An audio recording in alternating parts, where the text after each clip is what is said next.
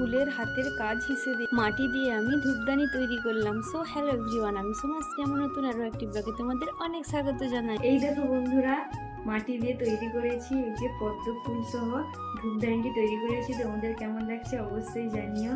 আর এটা কীভাবে তৈরি করেছি যদি দেখতে চাও অবশ্যই কমেন্টে জানিও। আর কেমন লেগেছে তোমরা দেখো, জাস্ট আমার তো দারুণ লেগেছে।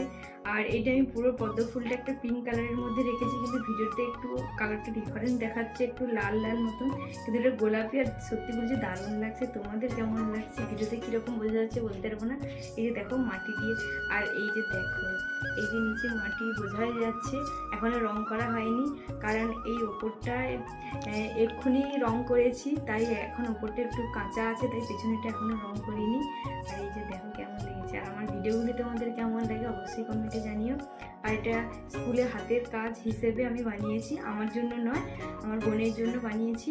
এই যে দেখো আমার দাদার মেয়ে বোনের জন্য বানিয়েছি। কেমন লাগছে তোমরা অবশ্যই কমেন্টে জানিও। টাটা সবাইকে।